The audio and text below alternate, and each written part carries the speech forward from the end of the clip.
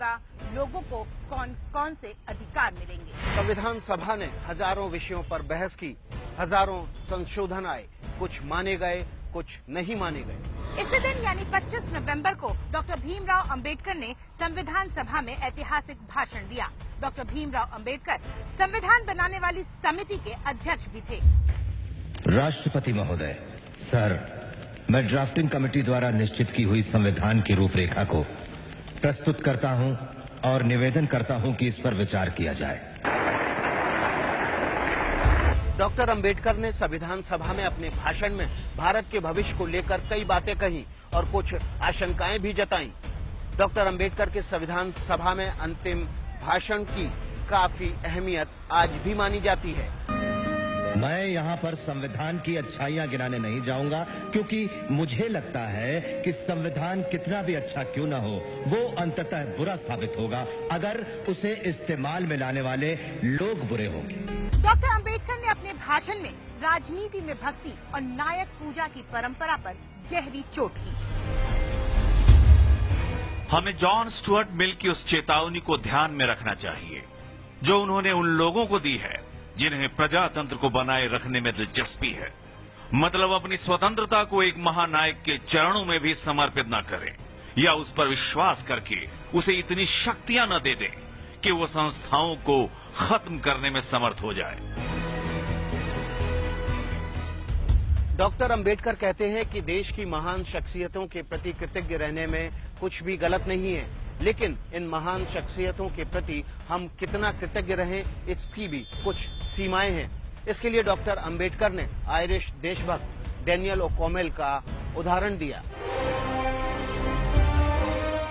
कोई पुरुष अपने सम्मान की कीमत पर कृतज्ञ नहीं हो सकता, कोई महिला अपनी पवित्रता की कीमत पर कृतज्ञ नहीं हो सकती और कोई राष्ट्र अपनी स्वतंत्रता की कीमत पर कृतज्ञ नहीं हो सकता। डॉक्टर अंबेडकर कहते हैं कि ये सावधानी भारत में किसी और देश के मुकाबले बरतनी ज्यादा जरूरी है, क्योंकि भारत में किसी व्यक्ति की हीरो की तरह पूजा करने में हम दूसरे देशों के मुकाबले कहीं आगे हैं। धर्म के क्षेत्र में भक्ति आत्मा की मुक्ति का मार्ग हो सकता है, परंतु राजनीति में भक्ति या नायक पूजा पतन और अंततः तानाशाही का सीधा रास्ता है। ये उनकी बात जो है वो बाद में हमने देखा है भारतीय इतिहास, स्वतंत्र भारत के इतिहास में कि पुनः पुनः साबित हो चुकी है। जैसे कि 1975 में जो इमरजेंसी हमारे देश में आ गई थी, वहां अगर आपको याद होगा तब कहा गया था इंदिरा इज इंडिया। जब व्यक्ति को, किसी व्यक्ति की पूजा इतनी बढ़ जाती है कि उसको देश के भी ऊपर उठाया जाता है, तब उस देश में लोकतंत्र का ह्रास होता है और तानाशाही की ओर वो देश चल पड़ता है। ये चेतावनी डॉक्टर बाबा साहेब अम्बेडकर ने जो दी थी उसी ऐतिहासिक भाषण में, इसको हमको सदैव मद्देनजर रखना होगा। डॉक्टर अंबेडकर अपने भाषण में एक और चेतावनी देते हैं। संविधान सभा में दिए गए अपने अंतिम भाषण में वो कहते हैं, क्या इतिहास अपने आप को दोहराएगा? ये विचार मुझे चिंता से भर देता है। इस तथ्य के एहसास से ये चिंता और भी गहरी हो जाती है कि जाति और धर्म के रूप में हमारे शत्रुओं के अलावा हमारे देश में अलग अलग विरोधी धाराओं वाले राजनीतिक दल भी होंगे। क्या भारत के लोग भारत देश को अपने पंथों से ऊपर रखेंगे या वो अपने पंथों से देश को ऊपर रखेंगे?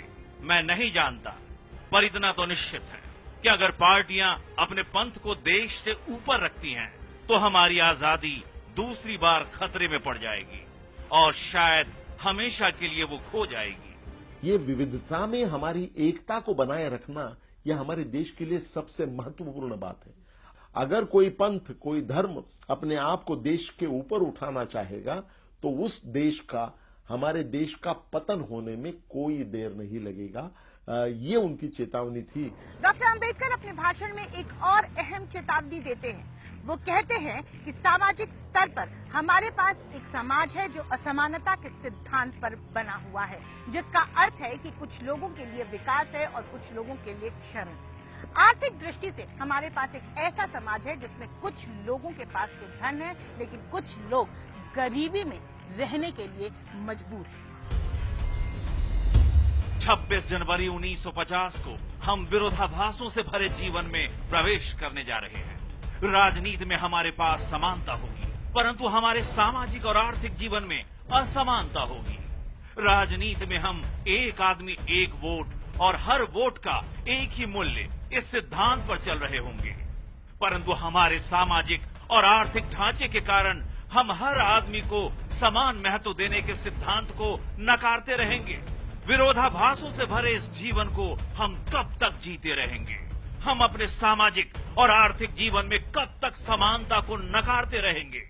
अगर हम लंबे समय तक उसे नकारते रहे तो हम अपने राजनीतिक प्रजातंत्र को खतरे में डालकर ही ऐसा कर रहे होंगे। हमें जितना जल्दी संभव हो इस विरोधाभास को दूर करना होगा, वरना जो लोग असमानता से पीड़ित हैं, वे राजनीतिक प्रजातंत्र के उस ढांचे को ध्वस्त कर देंगे जिसे हम संविधान सभा ने इतने मेहनत से खड़ा किया है।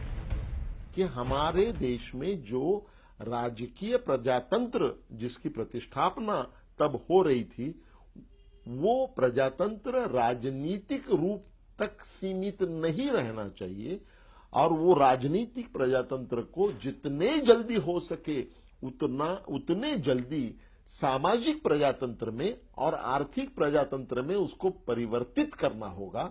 अगर हम उसे सामाजिक और आर्थिक प्रजातंत्र में परावर्तित नहीं कर पाएंगे तो हम राजनीतिक डेमोक्रेसी या प्रजातंत्र उसको भी हम कायम नहीं रख पाएंगे। डॉक्टर अंबेडकर ने 66 साल पहले संविधान सभा के अपने अंतिम भाषण में जो बातें कही थी उसकी अहमियत आज भी है। जरूरी है कि संविधान निर्माता की कही बातों पर अमल किया जाए। संविधान कितना भी बुरा क्यों ना हो, वो अंततः अच्छा साबित होगा अगर उसे इस्तेमाल में लाने वाले लोग अच्छे होंगे। इसलिए जनता और उसके राजनीतिक दलों की भूमिका को संदर्भ में लाए बिना संविधान पर कोई भी निर्णय देना या कोई भी टिप्पणी करना मेरे विचार में व्यर्थ होगा। धन्यवाद।